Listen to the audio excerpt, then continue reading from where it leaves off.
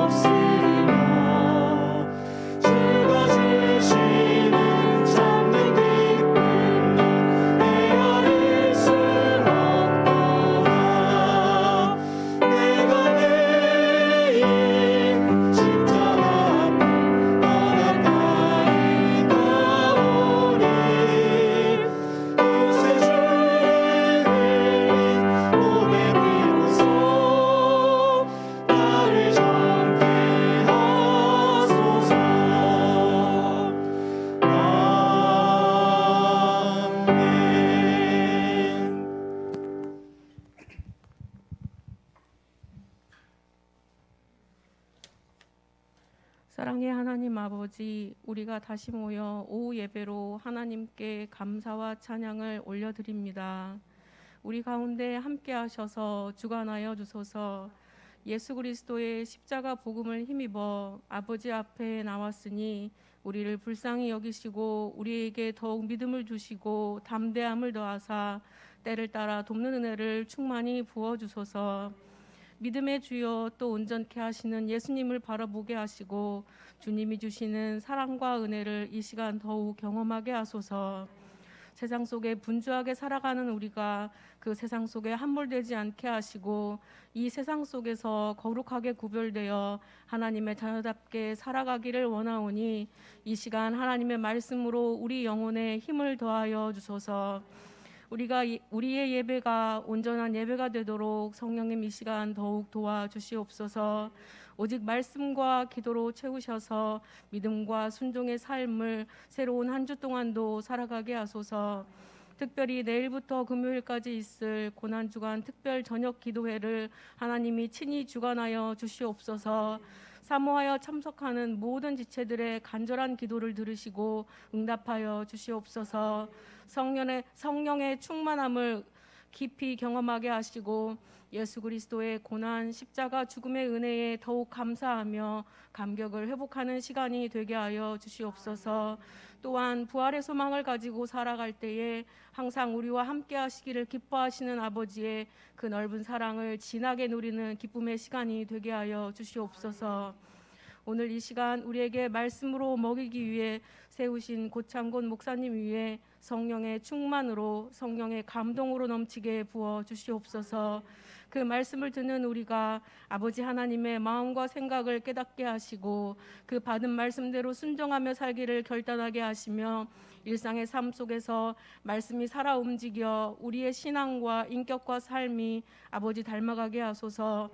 또한 아버지를 닮아가는 우리의 삶이 아버지를 모르는 자들에게, 아버지를 믿지 않는 자들에게 선한 영향력을 끼칠 수 있도록 우리의 매일의 일상을 사용하여 주시옵소서. 다시 시작하는 이번 한 주도 아버지 하나님께 맡기오니 인도하시고 책임져 주시옵소서. 다시 오실 예수님의 이름으로 기도합니다.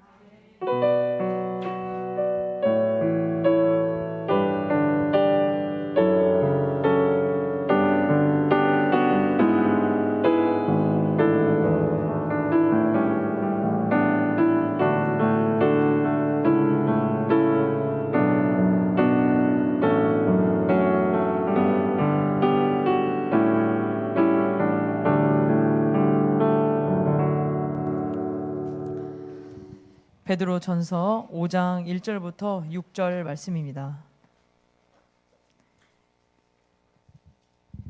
베드로전서 5장 1절부터 6절 말씀 교독하겠습니다. 너희 중 장로들에게 권하노니 나는 함께 장로된 자요 그리스도의 고난의 증인이요 나타날 영광에 참여할 자니라.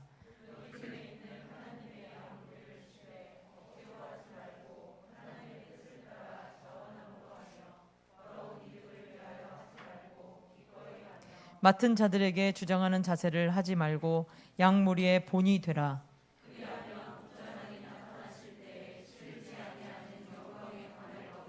젊은 자들아 이와 같이 장로들에게 순종하고 다 서로 겸손으로 허리를 동이라. 하나님은 교만한 자를 대적하시되 겸손한 자들에게는 은혜를 주시느니라. 함께 읽습니다.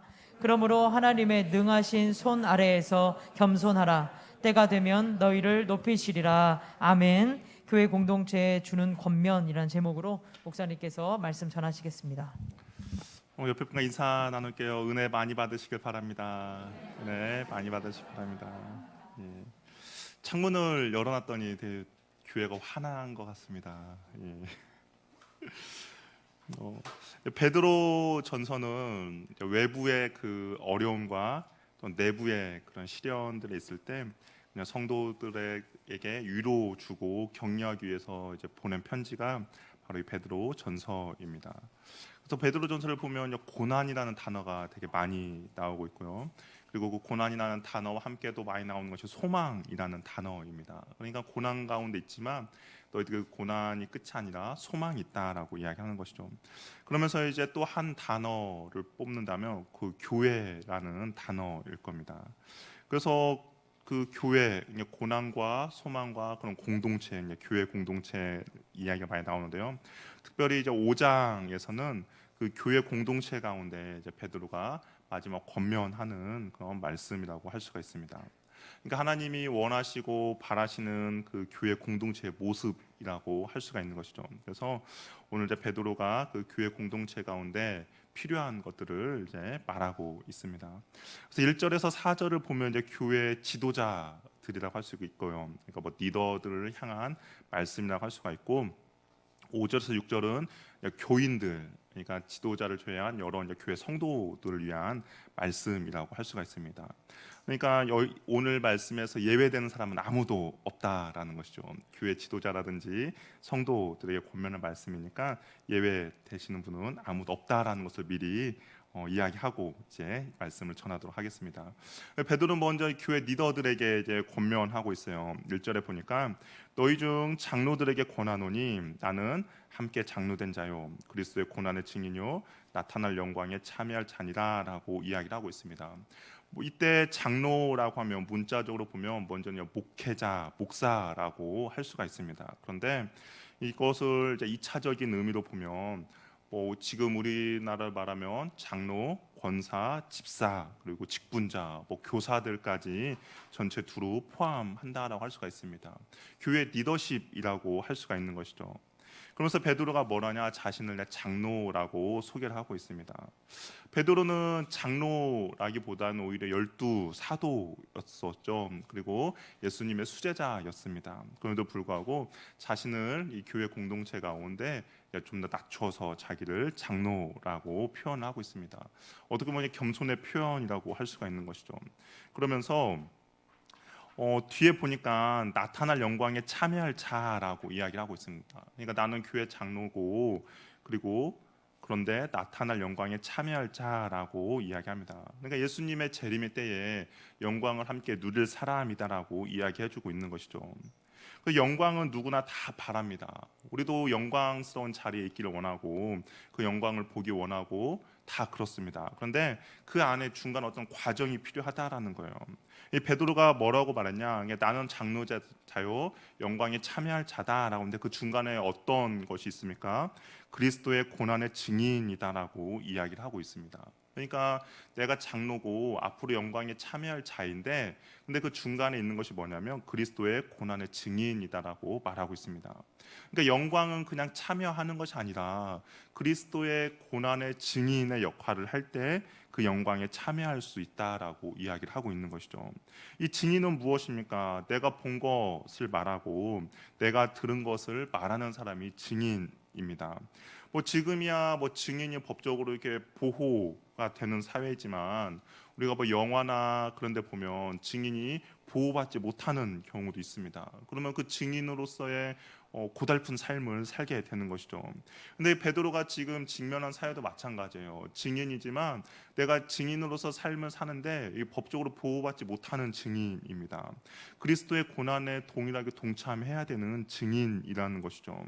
그러다 보니까 그것을 감내해야 되고 그 힘듦과 어려운 과정을 온전히 거쳐야 합니다. 당연히 수치와 조롱을 당하는 것은 당연한 것이고 때로는 고난과 핍박도 받아야 합니다. 그럼에도 불구하고 영광의 그 자리에 참여하기 위해서는 이 그리스도의 증인, 고난의 증인을 포기해서는 안 된다라는 것이죠. 내가 증인으로서 올바른 삶을 살 때 그때 비로소 영광 참여할 수가 있다라는 겁니다. 우리가 흔히 말한 대로 그렇죠. 고난 없이 영광만 받을 수 없고 십자가 없이 부활이 있을 수 없다라고 합니다. 나타날 영광에 우리가 참여하기 위해서는 증인의 삶을 온전히 살아야 한다라는 것이죠. 이 증인의 삶은 입으로 보여주는 것이 아니라 바로 삶으로 나타내는 겁니다. 우리가 베드로전서 쭉 살펴보았던 것처럼 이 예수 그리스도의 고난이 결국에는 우리의 삶 가운데 드러내고 나타내는 그것이 바로 증인의 삶이라는 것이죠. 그러면서 이제 베드로가 고난의 증인으로 살아가고 나타날 영광에 참여하기 위해 장로들에게 세 가지를 권면하고 있습니다. 그러니까 교회의 이제 리더들에게 베드로가 이 세 가지를 권면하는데 먼저는 2절에 보니까 양 무리를 치되 억지로 하지 말고 하나님의 뜻을 따라 자원함으로 하라라고 되어 있습니다. 이 리더의 역할은 양들을 돌보는 것이죠. 예수님께서 이 땅에 계실 때 크게 했던 사역 세 가지가 있습니다. 우리 마태복음 4장 23절을 보면 예수께서 온 갈릴리에 두루 다니사 그들의 회당에서 가르치시며 천국 복음을 전파하시며 백성들의 모든 병과 모든 악한 것을 고치시니라고 되어 있습니다. 예수님의 3대 사역이 뭐였냐면 가르치시고 전파하시고 고치시는 사역이었습니다. 이것이 이제 교회가 나가야 할 방향성인 것이죠. 그리고 이것은 목회자, 교역자만이 추구해야 되는 것이 아니라 교회 전체가 추구해야 될 그런 방향성이라는 겁니다. 양무를 치는 것은 우리가 여기서 양무를 치는 것은 양을 때리라라는 것이 아니라 양을 돌보는 것이죠. 그런데 억지로 하는 것이 아니라 하나님의 뜻을 따라 자원함으로 하라라고 이야기를 하고 있습니다. 우리가 일을 할 때 항상 두 가지의 그런 딜레마에 빠집니다. 과연 내가 억지로 하느냐, 자원함으로 하느냐, 그 두 가지 중에 하나인 것이죠. 근데 신기한 것은 뭐냐면 나에게 유익이 되는 것은 억지로 하기가 쉽고 나에게 무익한 거, 해로운 것은 자원함으로 하기가 쉽다라는 겁니다. 예를 들면 아이들에게 공부를 하라고 해요. 근데 공부를 하라고 하는데 정말 뭐 가끔가다 공부가 재밌다고 하는 애들도 뭐 가끔가다 TV에 나옵니다. 근데 대부분 보면 공부 다 재미없어라 해요. 10분 하고 나옵니다. 물 먹으러 나오는 것이죠. 또 이게 10분 있다가 또 나와요. 그럼 왜 나왔냐고 하면 쓰레기 버릴 것이 있다라고 합니다. 그리고 공부하기 전에 그 책상을 치워야 된다고 해요. 그러면서 시간이 다 지나가는 것이죠. 근데 게임은 어떻습니까? 게임은 정말 시간 가는 줄 모르고 하는 것이죠. 심지어는 화장실 갈 시간도 아까워서 참으면서까지 게임을 합니다. 뭐 밥 먹으라는 소리는 당연히 안 들리는 것이죠. 나쁜 것은 제재하지 않으면 정말 한도 끝도 없이 계속 하는 겁니다.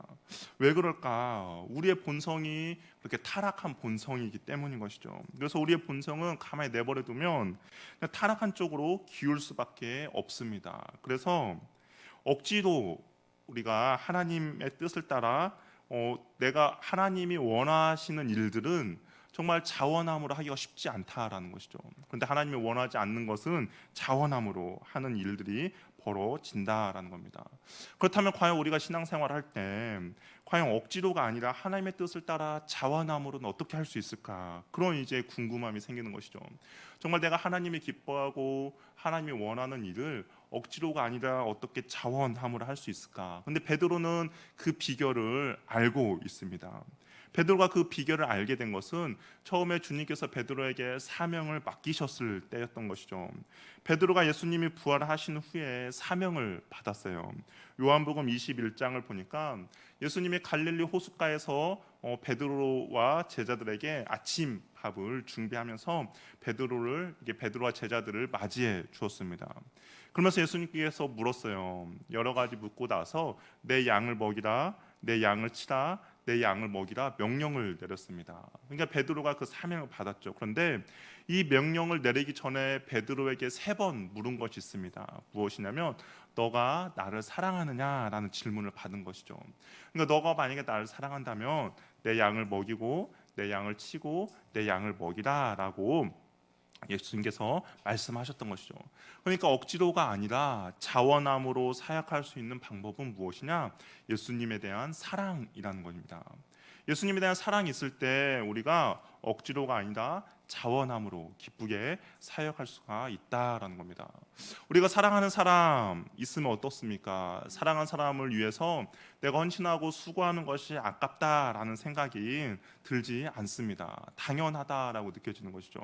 사랑하는 사람을 위해서는 정말 자다가도 일어나서 내가 무엇을 해주고 싶은 마음이 바로 사랑하는 사람에게 우리가 베푸는 행동입니다. 근데 미워하는 사람은 어떻습니까?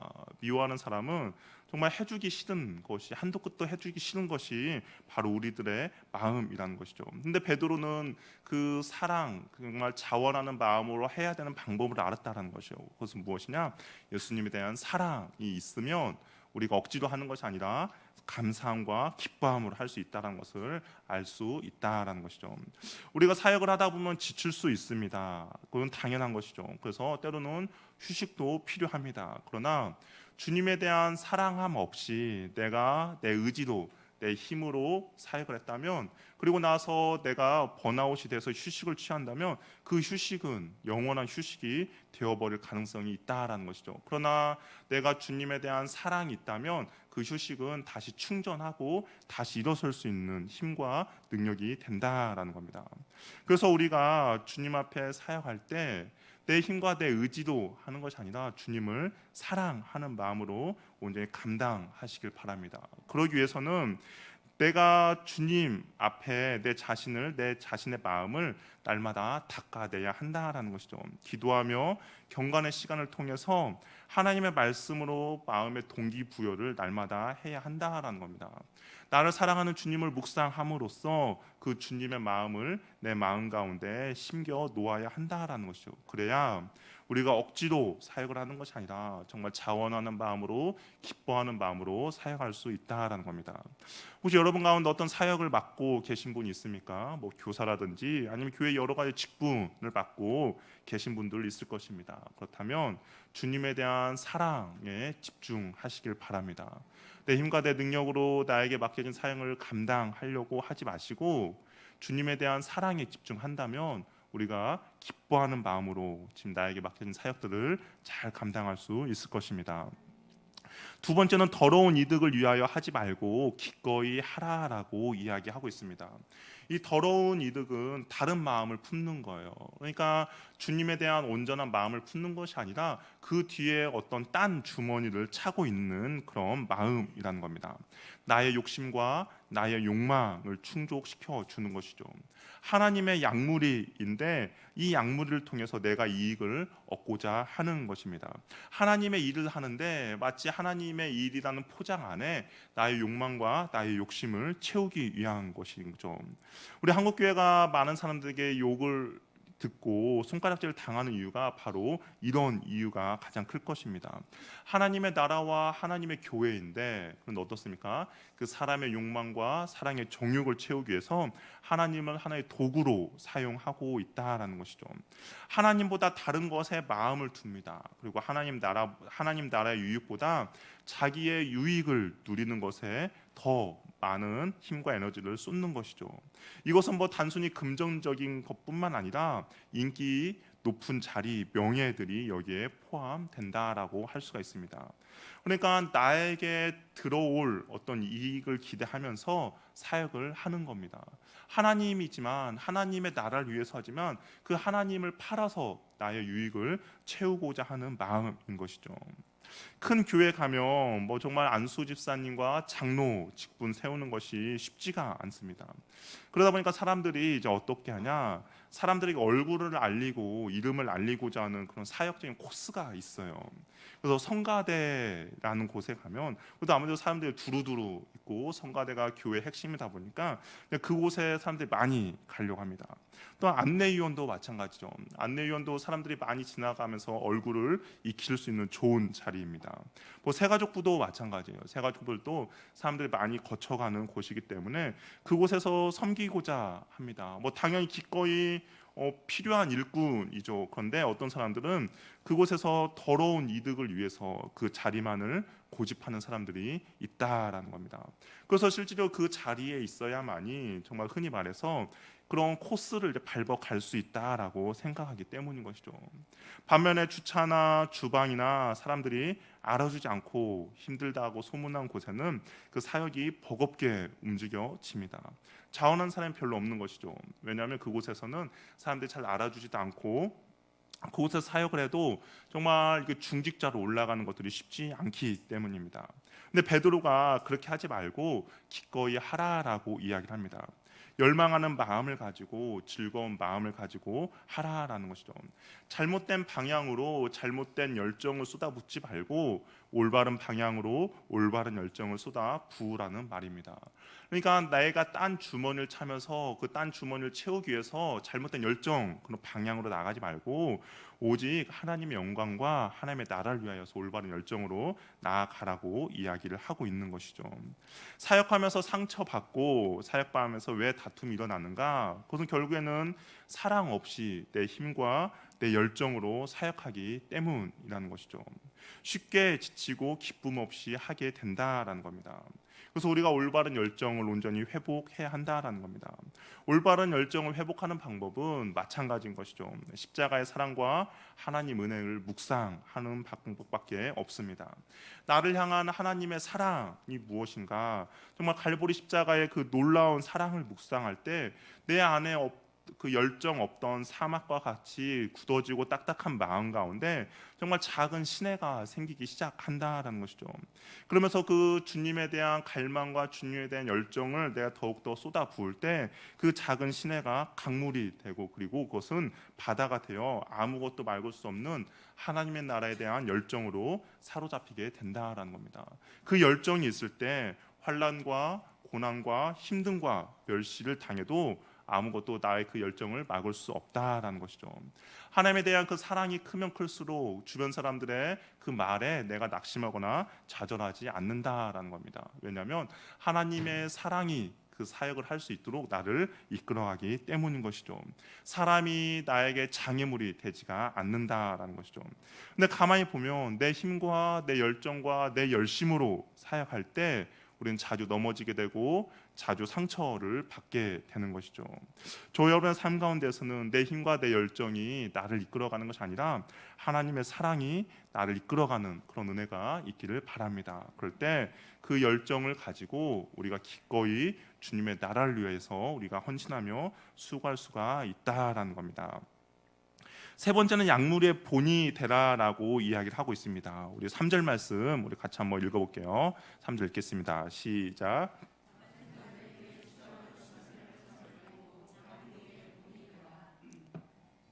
주장한다라는 것은 주인 행사를 한다라는 겁니다.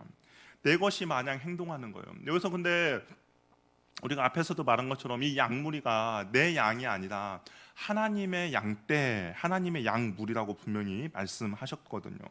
근데 내가 마음대로 소유하고 내 마음대로 좌지우지를 하려 합니다. 내가 알고 있는 지식과 내가 알고 있는 답으로 늘 그 사람을 조정하고 교정시키려는 태도라는 것이죠. 내가 그 사람을 바꿀 수 있다라고 생각해서 나의 지식과 나의 힘으로 그를 바꾸려고 합니다. 마치 서기관들과 바리새인들이 했던 행동이라는 것이죠. 그 서기관과 바리새인들은 어떻습니까? 자신들은 손가락 하나 움직이지 않았어요. 그러면서 사람들에게 말로써 이렇게 해라 저렇게 해야 된다라고만 이야기했습니다. 그리고 자신이 알고 있는 그 성경 지식으로 사람들을 조정했고, 그리고 자신들이 알고 있는 성경 지식으로 사람들이 움직이도록 했습니다. 하지만 베드로가 그렇게 주장하지 말라, 그리고 뭐라고 말하냐, 그냥 너희가 먼저 본이 되라라고 이야기를 하고 있습니다. 먼저 그렇게 말로 지시하고 말로 움직이려고 하지 말고 너희들은 먼저 행동으로 본을 보이라라고 이야기를 하고 있는 것이죠. 목자는 앞서 가는 사람입니다. 이 양은 한 치 앞도 잘 못 보는 그런 동물인 것이죠. 그렇기 때문에 이 양을 온전히 인도하기 위해서는 목자가 바른 길로 먼저 걸어가야 합니다. 그리고 그 뒤를 따라서 양들이 따라오게 되는 것이죠. 예수님께서도 먼저 섬김의 모습을 우리들에게 보여주셨습니다. 제자들에게 기도의 중요성을 예수님께서 말씀하셨어요. 성경을 보면 기도를 왜 해야 되는지, 정말 쉬지 말고 기도해야 되는지에 대해서 예수님께서 말씀하셨습니다. 그만큼 중요한 것이죠. 그런데 예수님께서 어떻게 하셨습니까? 자신도 습관을 따라 기도의 자리로 먼저 나아가셨다라는 것이죠. 예수님께서 가난한 자와 내 이웃을 내 몸같이 사랑하라고 말씀하셨습니다. 가난하고 연약한 자들을 불쌍히 여기고 긍휼히 여기라고 말씀하셨어요. 그래서 예수님께서 어떻게 했습니까? 죄인들과의 식사의 자리를 마다하지 않으셨습니다. 그리고 잃어버린 한 마리의 양을 찾아다니셨으며, 그리고 진정한 그 사랑을 먼저 보여주셨던 것이죠. 주장하지 말고 보여 신앙의 모범이 되어야 할 것을 베드로가 우리들에게 권면하고 있습니다. 내가 하기 싫은 일, 다른 사람은 어떨까요? 다른 사람도 하기 싫죠. 내가 하기 어려운 일, 다른 사람에게도 분명히 어려운 일입니다. 우리는 말보다 행동이 더 중요하다는 것을 꼭 기억하시기 바랍니다. 하나님께서 나를 리더로 세워주셨다면, 내가 먼저 예수님을 온전히 따르고 순종한다면 나를 바라보는 다른 양떼들이 온전히 따라온다라는 것이죠. 이 김구 선생님이 좋아했던 시 중에 이런 시를 자주 인용했다고 합니다. 눈 덮인 들판을 걸어갈 때는 함부로 어지럽게 걷지 마라. 오늘 내가 갖는 발자국은 뒷사람의 이정표가 되린다라고 그 시를 자주 인용했다라고 합니다. 우리의 신앙의 모습도 마찬가지죠. 우리의 신앙의 모습도 내가 걷는 믿음의 길을 누군가는 바라보고 따라온다라는 겁니다. 그것이 우리의 자녀들일 수도 있고요. 내가 교회 리더다면 우리 뒤를 따라오는 신앙이 연약한 사람들이 우리의 그 발걸음을 보고 따라온다라는 겁니다. 그렇기 때문에 함부로 행동해서도 안 되고 마음대로 걸어서도 안 된다라는 겁니다. 혹시 내가 마음대로 걸었는데 그 길이 낭떠러지다든지 아니면 정말 막다른 길이라면 얼마나 많은 사람들이 그 잘못된 길로 빠지게 되겠습니까? 그래서 우리는 예수님이 걸으신 그 길을 잘 보고 그 길을 온전히 따라야 한다라는 겁니다. 예수님이 가신 길이 어디로 가셨는지, 예수님이 어느 방향으로 나가셨는지를 잘 보고 우리가 그 길을 온전히 따라갈 때 또한 우리의 뒷모습을 보고 다른 사람들이 우리를 온전히 따라올 수 있다라는 것이죠. 이렇게 자원하는 마음으로 기쁨으로 본을 보이면서 나아갈 때 우리에게 상급이 있다라고 이야기를 하고 있습니다.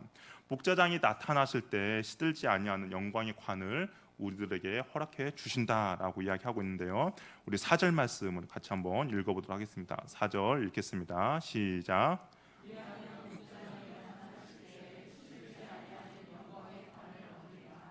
예, 목자장이 나타나실 때 시들지 않는 영광의 관을 주신다라고 이야기하고 있습니다. 이 면류관은 로마 사회에서 운동 경기 때 승리자들에게 주어진 월계관 같은 것들입니다. 그러니까 거기에서 이제 가지고 그 표현을 가지고 온 거죠. 경기 우승자는 정말 수만 명의 관중들이 환호하는 가운데 그런 황제로부터 영광스러운 월계수 면류관을 얻게 됩니다. 뭐 지금으로 말하면 우리가 뭐 금메달 시상대에서 금메달, 은메달, 동메달을 이제 받는 그런 상황이라는 것이죠.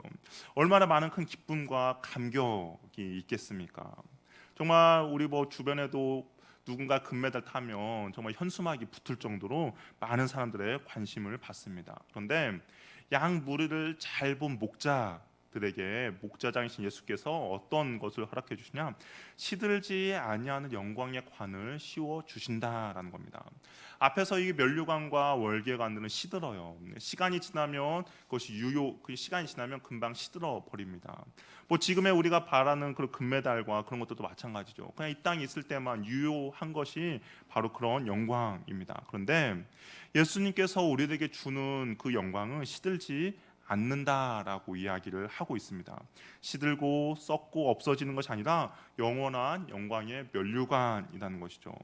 우리가 주님 앞에 내가 온전히 주님께서 나에게 맡겨주신 사역을 자원함으로 정말 기쁨으로 본을 보이면서 나아갈 때 하나님께서 우리에게 영광의 면류관을 허락해 주신다는 겁니다. 우리에게 주어질 그 영광을 기대하고 소망하며 순종하며 그 길을 기꺼이 나아가는 저와 여러분이 되기를 바랍니다. 정말 우리가 썩어 없어질 그런 면류관을 우리에게 주는 것이 아니라 썩지 않고 시들지 않는 영광의 면류관을 준다고 했사오니 우리가 그 소망하며 나가는 저와 여러분이 되기를 바랍니다. 이제 베드로가 리더들에게 권면을 했어요. 그런데 이번에는 여러 성도들에게 권면을 하고 있습니다. 5절 말씀 보니까 젊은 자들아라고 이야기를 하고 있어요. 여기서 젊은 자들이라는 것은 뭐 실제로 나이가 어린 사람일 수도 있고 또한 직분이 그런 장로들보다 더 낮은 사람일 수도 있고 또한 회심한 지 얼마 되지 않는 그런 초신자들, 영적으로 어린 이들도 이 안에 포함이 됩니다. 근데 이들에게 이제 요구되는 것은 무엇이냐? 바로 순종과 겸손이라는 거예요. 지도자들이 주장하는 자세를 갖지 않고 양 무리의 본이 된다면 젊은 자들에게 요구하는 것은 그 어른들에게 순종하며 나가라라고 이야기를 하고 있습니다. 요즘은 제가 그냥 말씀을 준비하면서 요즘 세대가 어떤 세대인가 한번 찾아봤어요. 그랬더니 이제 MZ 세대라고 하잖아요. 근데 많은 이야기가 있더라고요. MZ 세대에 많은 이야기인데 회사에서 일을 할 때 양쪽에 이어폰을 끼고 이제 음악을 들으면서 일을 한다라고 합니다. 그럼 당연히 상사의 지시를 이제 못 듣는 거죠. 자기만의 세계에 빠져서 일을 하는 것이죠. 그리고 내 할 일이 아니면 상관하지 않고 친구가 회사 앞에서 그냥 기다린다고 하니까 일이 끝나지도 않았는데 일찍 퇴근해버리고 이번 주 뭐 뉴스에서도 이게 나왔던 거예요. 어떤 이제 한 직장인이 점심 시간에 점심을 다 먹으러 갔는데 자기네 일을 했다라는 겁니다. 그 점심도 그냥 간단히 먹고 일한 횟수가 이제 8번, 그러니까 12시에서 1시간 점심 시간인데 자기가 그 시간을 일을 하는데 썼다라는 거 8번 썼으니까 내가 일하는 시간이 하루에 8시간이니까 그것을 이제 적립했으니까 하루 휴가를 해야겠다라고 이렇게 누군가 이야기를 했다라고 합니다. 어떻습니까? 이해가 되십니까? 저는 약간 이해할 수가 없는 일이 이게 벌어졌다라고 생각하는 것이죠. 아마 이제 교회 안에서도 이제 그럴 것 같아요. 교회 안에서도 이제 뭐 전도사님들이 들어오면 이제 그럴 수도 있다, 그런 일들이 이제 벌어질 수도 있을 것 같다는 그 불길한 생각이 듭니다. 그때 과연 어떻게 해야 될까 뭐 걱정인데요. 그런데 이런 걱정을 가진 사람이 주전 800년 전에도 있었다라는 거예요. 주전 800년 전에 그 헤시오도스라는 시인이 이렇게 이야기했다는 거예요. 그리고 주전 800년이면 지금부터 약 2800년 전에 그 시인이 이렇게 말했다는 거예요. 내가 소년이었을 때 어른들을 존경해야 한다고 배웠다. 그러나 요즘 젊은이들은 인내와 자제를 모른다. 그들은 버릇이 없고 권위를 비웃으며 어른들을 존경하지 않는다. 나중에 자라서 이들이 어떤 인간이 될까라고 한탄했다. 젊은이들 보고 한탄했다는 거예요. 지금으로부터 2800년 전에 어르신이 그런 한탄을 했다라는 겁니다. 그럼 우리를 보면 속상해서 정말 폭풍해서 하루하루 살아가는 것이 너무나 힘든 그런 상황인데, 그런데 지금이나 뭐 그때나 젊은 이들에게 필요한 것은 겸손과 순종이라는 것이죠. 이 겸손으로 허리를 동이라라고 이야기를 하고 있습니다. 당시의 사람들의 옷은 이게 통으로 짜여진 옷이에요. 우리로 말하면 뭐 쌀 가마니 푸대, 거기에 그냥 구멍만 3개 있고 양손과 목만 나와서 입는 그런 옷입니다. 그러다 보니까 어떤 일을 시작할 때 너무나도 이렇게 불편하다 보니까 옷을 잘 묶어야 하는 것이죠. 옷을 잘 묶지 않으면 거추장스럽고 일을 효율적으로 하지 못하기 때문에 어떤 일을 할 때 항상 허리를 동이는 그런 일들을 합니다. 그런데 베드로가 뭐라고 하냐? 겸손으로 허리를 동이라라고 이야기하고 있습니다. 이 겸손이라는 단어가 붙으면서 베드로는 누구를 연상시켜 주게 하냐면 바로 예수님을 연상시키게 하는 것이죠. 최후의 만찬 때 예수님께서 어떻게 했습니까? 허리에 수건을 두르고 무릎을 꿇고 그리고 제자들의 발을 씻겨 주었던 그 장면을 연상하게 하는 겁니다. 젊은이들에게 겸손이라는 앞치마를 두르고 서로 섬기라라고 권면하고 있습니다. 그렇다면 누구처럼 이렇게 섬기라라고 이야기하고 있습니까? 바로 예수님이라는 것이죠. 예수님처럼 온전히 섬기며 나갈 것을 이 젊은 사람들에게 권면하고 있는 것이죠. 하나님은 교만한 자를 대적하신다라고 이야기합니다. 대신에 겸손한 자들에게는 은혜를 주신다라고 이야기를 하고 있어요. 하나님, 우리가 성경을 보면 특별히 하나님께서 싫어하는 어떤 죄악들이 있습니다. 근데 그 중에서 빠지지 않고 항상 등장하는 것이 있는데 그것은 바로 교만함이라는 것이죠. 왜 하나님께서는 이 교만함을 특별히 싫어할까? 여러 가지 많은 죄들도 있잖아요. 그럼에도 불구하고 하나님께서는 특별히 교만함이라는 것을 싫어합니다. 왜냐하면 이 죄의 출발점이 바로 교만함에서부터 시작하기 때문인 것이죠. 사탄이 교만함으로 인하여서 하나님의 자리를 넘보았습니다. 그리고 하나님께 대적했던 것이죠. 아담도 마찬가지죠. 아담도 하나님같이 되고자 하는 그 교만한 마음이 결국은 하나님 앞에 불순종으로 나타나게 되었습니다. 그래서 하나님께서는 특별히 교만함이라는 죄를 너무나도 싫어하시는 것이죠. 그래서 겸손하라라고 계속적으로 성경은 우리에게 권면하고 있습니다. 겸손은 태도가 아니라 바로 마음의 자세입니다. 우리는 얼마든지 다른 사람 앞에서 겸손한 척 할 수가 있어요. 그런데 이 겸손한 척은 시간이 지나거나 상황이나 환경이 바뀌면 언제든지 변하게 됩니다. 예를 들면서 나보다 어떤 윗사람한테 내가 어쩔 수 없이 직급이나 그런 것 때문에 내가 겸손한 척 할 수 있습니다. 그에게 정말 내가 공경의 표시를 할 수도 있어요. 그런데 만약에 그 사람이 그 직분을 잃어버린다든지 그 자리에서 내려오게 되면 어떻습니까? 한순간에 변하게 되는 것이죠. 그러니까 겸손한 게 척할 수 있는 그런 태도인데, 근데 성경에서 말하는 것은 그 태도가 아니라 마음의 자세라는 겁니다. 진정한 겸손은 정말 하나님 앞에서 나의 연약함을 인정하고 하나님의 도우심이 없이는 한순간도 제대로 살 수 없다는 것을 알고 하나님 앞에 서는 태도라고 할 수가 있는 것이죠. 하나님이 그 사람을 바라봤을 때 그 마음을 나도 동일하게 가지고 있는 겁니다. 하나님이 그 사람을 어떻게 대할까를 생각하고 나도 동일하게 그 사람 앞에 서 있는 그런 마음의 태도라는 것이죠.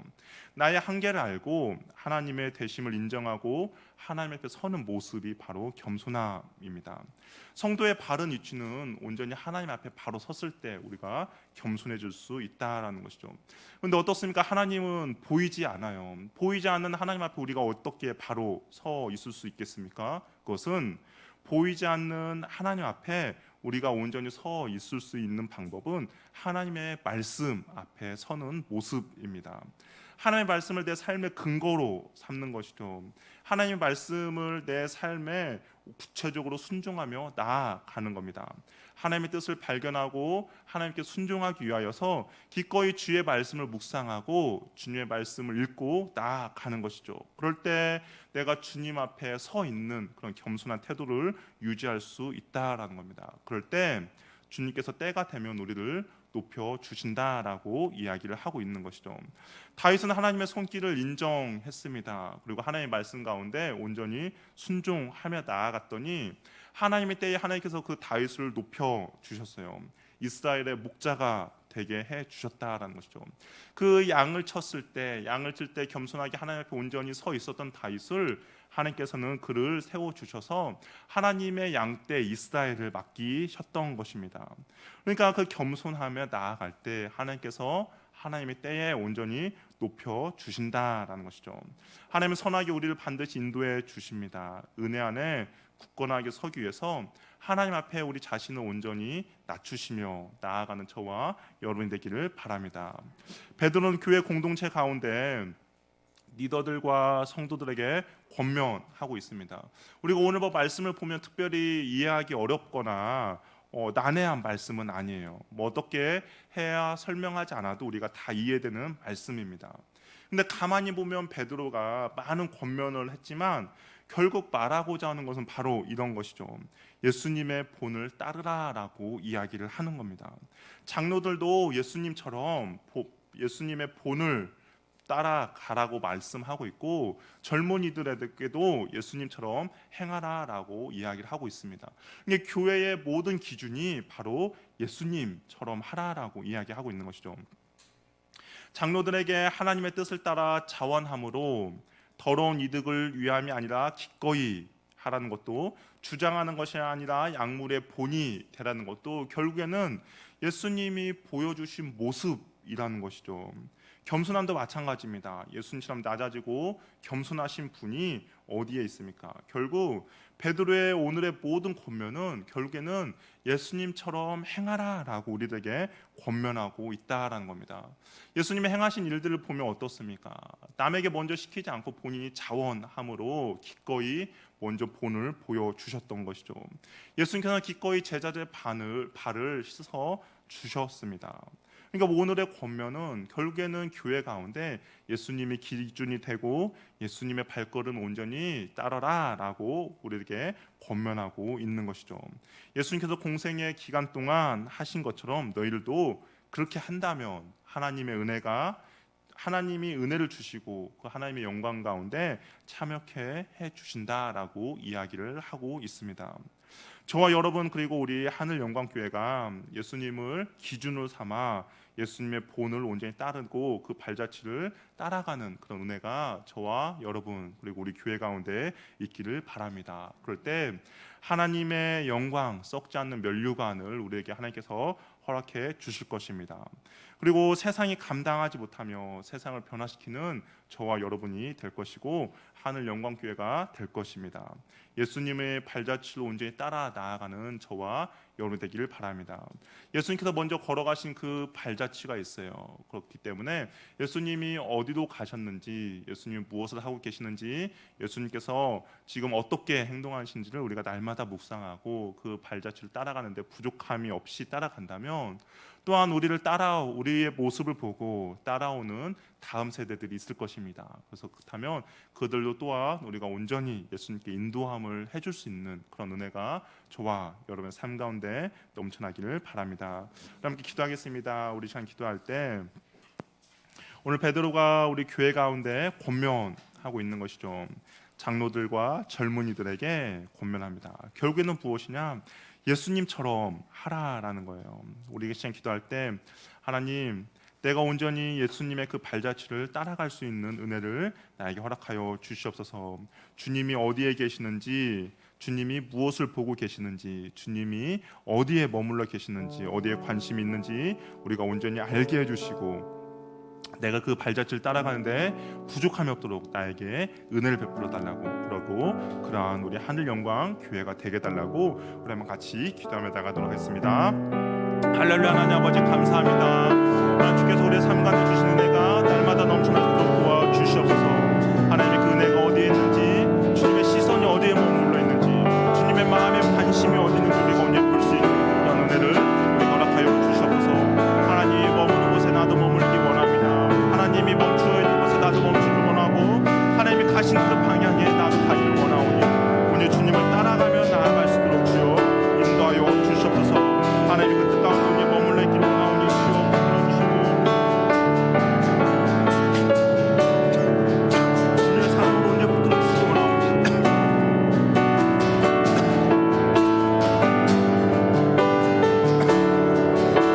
주님의 뜻 가운데 언제 머물러 있기를 원합니다. 주님 도와주시고 주시옵소서. 하나님의 은혜가 우리의 삶 가운데 넘기를 원합니다. 하나님의 인도함을 받기를 원합니다. 하나님께 걸으신 그 발자취 우리 동일하게 걷기를 원하며, 우리의 모습을 보고 우리의 다음 세대들이 우리를 따라오는 데 부족함이 있도록 주여 인도하여 주시옵소서. 하나님께 주신 은혜가 우리에 넘쳐나기 원하오니 주여 함께하여 주시고 이끌어 주시옵소서. 하나님의 은혜가 우리의 삶 가운데 넘칠 수 있도록 도와주시고 은혜 베풀어 주시옵소서. 하나님 주시옵소서.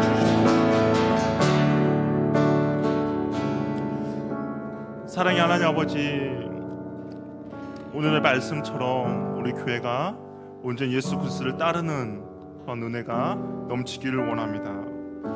하나님, 주님의 뜻을 따라 자원함으로, 또한 더러운 이득을 위함이 아니라 기꺼이, 또한 주장하는 것이 아니라 약물의 본이 되는 그 예수님의 행동하셨던 것처럼 우리도 우리의 삶 가운데 그 주님의 행동을 따라 나아갈 수 있도록 도와주시고, 또한 주님께서 겸손히 제자들의 발을 씻겨주시며, 또한 겸손히 가장 낮아 하늘의 보좌를 버리고 이 땅 가운데 오신 그 주님의 겸손함을 우리가 동일하게 우리 삶 가운데 실천하며 순종해 나갈 수 있도록 주여 인도하여 주시옵소서. 하나님, 우리가 주님 앞에 우리의 마음을 날마다 닫고 주님의 그 뜻이 어디 있는지를 날마다 살피며, 주님의 시선이 어디에 고정돼 있고 주님이 어느 방향으로 있는지 우리도 동일하게 우리가 주님의 시선을 바라보며 주님의 방향대로 나아갈 수 있는 귀하고 복된 자녀들 되도록 인도하여 주시옵소서. 하나님, 우리가 그러며 나아갈 때 주님께서 썩지 않는 영광의 면류관을 허락해 주신다고 하였사오니, 하나님, 우리의 삶 가운데서 그 면류관을 얻도록 도와주시고, 또 우리 교회가 그 면류관 온전히 얻는데 부족함이 없는 귀하고 복된 교회 되도록 주께서 역사하여 주시옵소서. 하나님의 뜻을 따라 온전히 나아갈 수 있는 귀하고 복된 주의 자녀들 되도록 주께서 은혜 베풀어 주시옵소서. 감사하고 사랑 많으신 예수님의 이름으로 기도합니다. 아멘.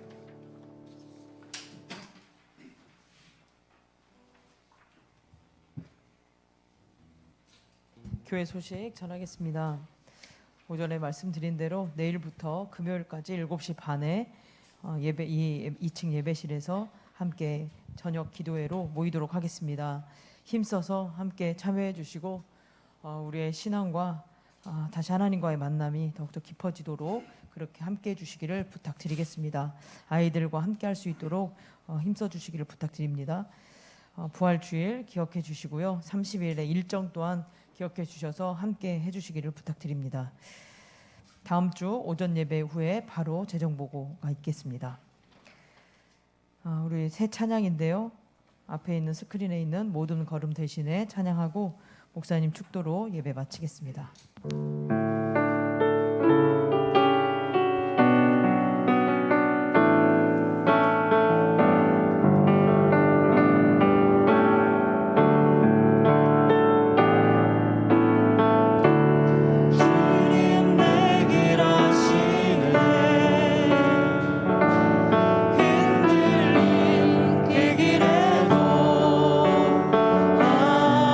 함께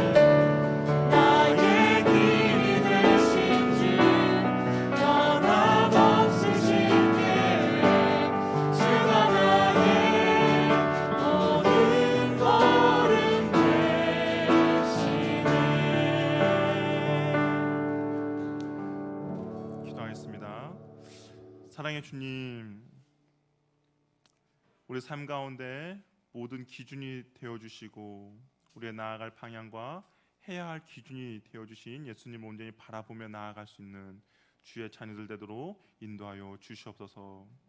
하나님, 주님께서 먼저 자원하는 마음으로 또한 기쁜 마음으로 또한 우리에게 본을 보여주신 그 본을 우리도 동일하게 따라갈 수도 도와주시고, 주께서 우리에게 보여주신 그 겸손함, 우리의 삶 가운데서도 그 겸손함을 나타낼 수 있는 은혜를 우리에게 허락하여 주시옵소서. 하나님, 영광을 얻기 위하여서 분명히 예수 그리스도의 고난의 증인의 삶을 살아야 합니다. 하나님, 그 영광을 바라보면서 증인의 삶을 바로 살아갈 수 있는 주의 자녀들 되도록 주께서 또한 은혜 베풀어 주시옵소서. 힘들고 포기하고 싶고 낙심하고 좌절할 때 주께서 우리에게 주실 썩지 않는 영광의 면류관을 생각하면서 이 또한 잘 견디며 나아갈 수 있도록 주께서 우리와 함께하여 주시옵소서. 이제 우리 주 예수 그리스도의 은혜와 하나님의 사랑과 성령님의 교제, 교통, 충만하심이 예수 그리스도를 따라 우리 삶 가운데서 자원하는 마음으로 또한 기뻐하는 마음으로 또한 모범을 보이며 또한 겸손의 허리띠를 메고 나아가고자 하는 주의 자녀들에게 이제부터 영원토록 함께 있을지어다. 아멘.